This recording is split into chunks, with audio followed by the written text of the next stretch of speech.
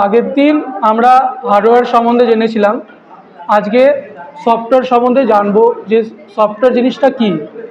দেখো এখানে বলেছে সফটওয়্যার হলো কিছু প্রোগ্রাম এবং নির্দেশাবলীর সমষ্টি। মানে সফটওয়্যার মধ্যে কি থাকে, কিছু প্রোগ্রাম আর কিছু ইনস্ট্রাকশন দেওয়া থাকে, যা কি করে কম্পিউটারের হার্ডওয়্যারকে সচল করছে। মানে একটা নির্জীব জিনিসের মধ্যে প্রাণের সঞ্চার ঘটাচ্ছে বিজ্ঞানের ভাষায়। যাই হোক, ওই হার্ডওয়্যারটাকে সচল করছে এবং ওই জিনিসটার মাধ্যমে আমরা কি করতে পারছি, কোনো নির্দিষ্ট কাজ সম্পন্ন করতে পারছি। তাহলে সফটওয়্যার কাকে বলবো? সফটওয়্যার বলতে আমরা সেই জিনিসটাকেই বুঝবো যেটার মধ্যে কিছু প্রোগ্রামিং করা থাকে, কিছু ইনস্ট্রাকশন দেওয়া থাকে, তার ভিত্তিতে কম্পিউটারের যতগুলো হার্ডওয়্যার আছে সেগুলো কাজ করতে পারছে। এই দেখো এখানেও বলেও দিয়েছে সহজ কথায়, হার্ডওয়্যার যদি মানুষের শরীর হয় তবে সফটওয়্যার হলো তার প্রাণ। ঠিক আছে, মানে সফটওয়্যার ছাড়া কোনো হার্ডওয়্যার অটোমেটিক কাজ করতে পারবে না।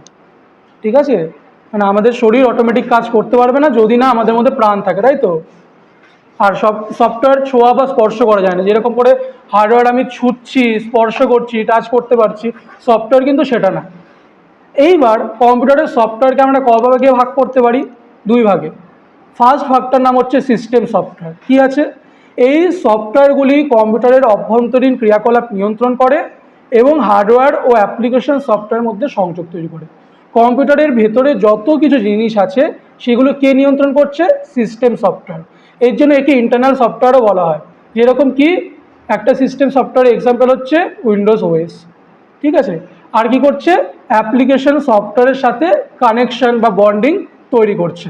এই দেখো ফার্স্টই বলা আছে অপারেটিং সিস্টেম। এটা কি করছে? এটি কম্পিউটারের প্রধান চালিকা শক্তি, যেমন Windows, Linux, Mac OS, Android. ঠিক আছে, অ্যান্ড্রয়েডটা কি? অ্যান্ড্রয়েড হচ্ছে একটা ফোনের সিস্টেম। এখানে অ্যান্ড্রয়েডটা ভাবার দরকার নেই, আমরা কম্পিউটার যেহেতু করছি উইন্ডোজ, লিনাক্স এগুলো নিয়ে ভাবি। এইগুলো যদি আমি ইনস্টল না করি তাহলে কম্পিউটারে কোনো প্রোগ্রামই হবে না। আমি কম্পিউটারে কোনো কাজ করতে গেলে সবার আগে আমার কি দরকার? একটা সিস্টেম সফটওয়্যার থাকা দরকার, যার নাম হচ্ছে উইন্ডোজ ওএস। সবার আগে দেখবে কম্পিউটার কেনার পর সঙ্গে সঙ্গে আমরা উইন্ডোজ ওএস ইনস্টল করি, নাহলে আমরা কোনো কাজ করতে পারবো না। সেকেন্ডে আসছে দেখো example device driver, hardware parts, যেমন প্রিন্টার, মাউস চালানোর জন্য এটা প্রয়োজন। যদি বলে সিস্টেম সফটওয়্যারের প্রয়োজনীয়তা কি, এর মধ্যে প্রিন্টার চালাবো, এর মধ্যে মাউস চালাবো, সেইগুলো চালানোর জন্য আমার কি প্রয়োজন? সিস্টেম সফটওয়্যার প্রয়োজন। থার্ডে কি আছে? ইউটিলিটি সফটওয়্যার, কম্পিউটারের সুরক্ষায় ব্যবহৃত হয়, যেমন অ্যান্টিভাইরাস। কম্পিউটারকে নানা রকম এক্সটার্নাল ভাইরাস থেকে বাঁচানোর জন্য আমি এটাকে ইউজ করছি। তাহলে ফার্স্ট নম্বর পার্ট গেল কি? System software. এবার চলো সেকেন্ড পার্ট। সেকেন্ড পার্ট হচ্ছে অ্যাপ্লিকেশন সফটওয়্যার।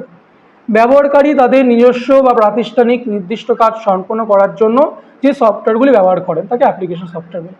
আমি কোনো অফিসে কাজ করছি বা আমি আমার কোনো বিজনেস রান করছি, সেগুলো চালানোর জন্য আমরা ইন্টারনেট থেকে যে সমস্ত সফটওয়্যারগুলি অ্যাক্সেস করছি, ব্যবহার করছি, সেগুলিকে আমি কি বলতে পারি? Application software.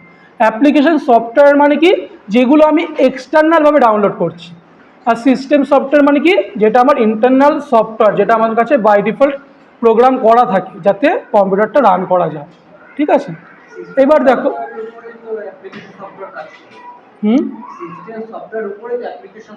সিস্টেম সফটওয়্যারের মাধ্যমে অ্যাপ্লিকেশন সফটওয়্যার কাজ করে। হ্যাঁ, অবভিয়াসলি দুটো কানেকশন হয় সিস্টেম সফটওয়্যার তোমার চালু করার পরে।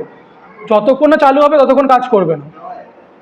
এক নম্বর দেখো অফিস সফটওয়্যার, লেখালেখি বা হিসাবের কাজে ব্যবহৃত হয়। যদি বলে প্রয়োজনীয়তা কী বা ইউজেজ কী, আমি অফিসে কোনো কিছু লিখবো, হিসাব করব, সেই কারণে আমরা ব্যবহার করছি। মাইক্রোসফট অফিসের যতগুলো সফটওয়্যার আছে প্রত্যেকটা কিন্তু আমি এই কাজে ইউজ করতে পারি। ওয়ার্ডে কোনো ডেটা সুন্দর করে সাজাচ্ছি, ফরম্যাট করছি, এক্সেলে পাওয়ার পয়েন্টে প্রেজেন্টেশনের কাজে, এক্সেলে ক্যালকুলেশনের কাজে। সেকেন্ড একটা হচ্ছে ওয়েব ব্রাউজার, ইন্টারনেট ব্রাউজ করার জন্য আমি এই ওয়েব ব্রাউজারগুলি ব্যবহার করি। যেমন কী কী সবাই জানো, গুগল ক্রোম আছে, মজিলা ফায়ারফক্স আছে, অপেরা আছে।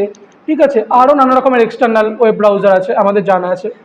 থার্ডে কী হচ্ছে? গ্রাফিক্স ও মিডিয়া সফটওয়্যার, ছবি এডিট ও গান ভিডিও দেখার জন্য, যেমন Adobe Photoshop, VLC media player, MX player, এরকম আরও অনেক এক্সাম্পল আছে।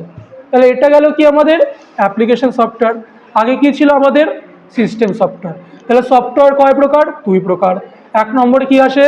System software. দুই নম্বরে কি আসে? Application software. এইবার সফটওয়্যার কীভাবে কাজ করে দেখো, এক নম্বরে বলেছে ব্যবহারকারী ইনপুট। ব্যবহারকারী মাউস বা কিবোর্ডে ফার্স্টে কিছু ইনপুট দেয়। আমি এই মাউস দিয়ে কিছু ইনপুট দিচ্ছি বা কিবোর্ডের মাধ্যমে আমি আমার সিস্টেমকে কিছু ইনপুট দিচ্ছি। সেকেন্ডে কী হয়? সফটওয়্যার সেই নির্দেশটিকে কম্পিউটারে বোঝার উপযোগী বাইনারি কোডে রূপান্তর করে।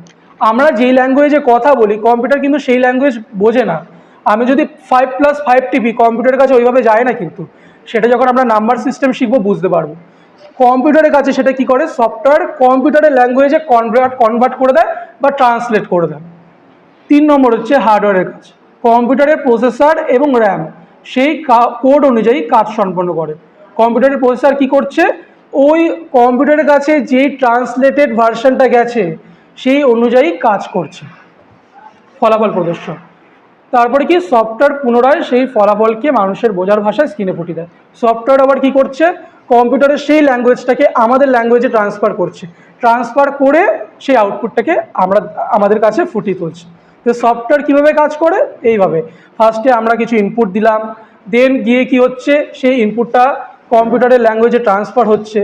দেন কম্পিউটারের ল্যাঙ্গুয়েজে ট্রান্সফার হওয়ার পর কি হচ্ছে? প্রসেসর আর র্যাম কাজটা কমপ্লিট করছে, করার পর আবার আমাদের ল্যাঙ্গুয়েজে ট্রান্সফার করে আমাদেরকে সেই আউটপুটটা দিয়ে দিচ্ছে।